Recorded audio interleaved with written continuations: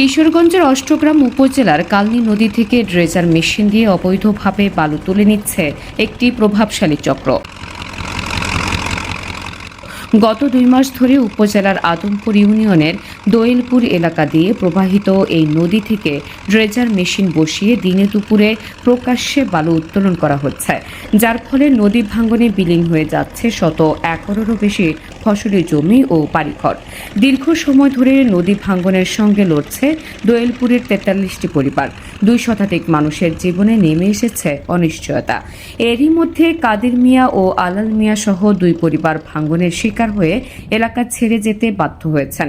এলাকাবাসীর অভিযোগ, বালু উত্তোলনে বাধা দিলে রাজনৈতিক দলের নাম ভাঙিয়ে দেওয়া হচ্ছে হুমকি ধমকি। অষ্টগ্রাম উপজেলা বিএনপির নেতাদের প্রশ্রয়ে এই অবৈধ ব্যবসা চললেও প্রশাসনের নজরদারি খুব একটা নেই বলে অভিযোগ স্থানীয়দের। ভুক্তভোগীরা বলছে, বিএনপির ছত্রছায়ায় এই চক্রের দৈরাত্য বেড়েই চলেছে। মাটি তুলে অষ্টগ্রামের শাহিনের দোয়াই দিয়া এবং এই মালটা সবসময় তুলে দিনে দুপুরে, এর নাম হলো সোহাগ।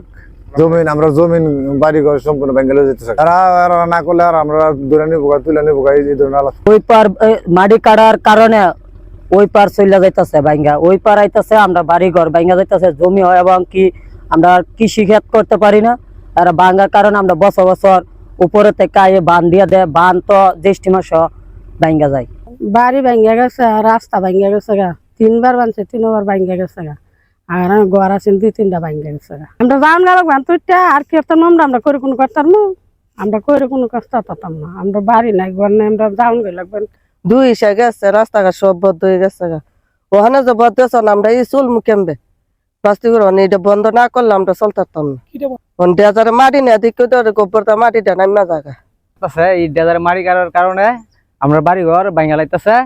আমরা এই ডেজার বন্ধ করার লাগিয়া আমরা সরকারের কাছে আবেদন করতেছি।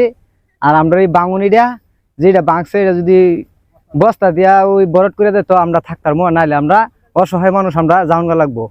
আমরা চাই আমরা বাড়ি টিকা থাকতো, আমরা গাঙ্গর মাটি না কাটতো, নাই তাহলে আমরা অসহায় মানুষ, আমরা গরিব গাঙ্গাল মানুষ, আমরা জীবতলি আমরা কত কষ্ট করে আমরা লাগছি, আমরা জায়গাটা গুদু বলট করে দেন, নাই তাহলে আমরা বাঁচতাম না, আমরা জীবতলি আমরা যামুগা, আমরা কই যামু কোন।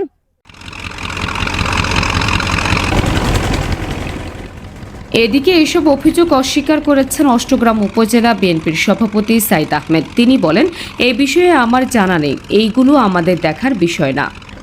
আমি এরকম কিছু জানি না। তো আমি নিজে একদিন খোঁজ নিচ্ছি, স্যার জানে না, ওসি সব জানে না, আমরাও জানি না। তারা এগুলা কি করে এটা তো ওইখানের বিষয়, আমি জানি না। যে যার কে কার কি আমার বিষয়, কেডা সালা, এগুলো তো আমার দেখার বিষয় না। এগুলা প্রশাসন আছে, প্রশাসন।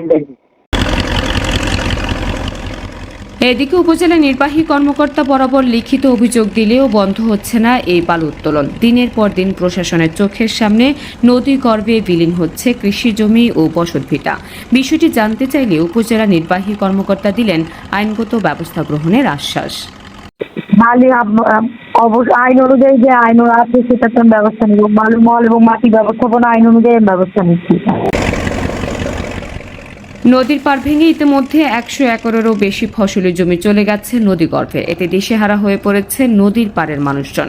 তাদের দাবি, কালনী নদীর রক্ষায় অবৈধ ড্রেজার মেশিন জব্দ সহ দোষীদের বিরুদ্ধে দ্রুত কঠোর ব্যবস্থা নেওয়া হোক।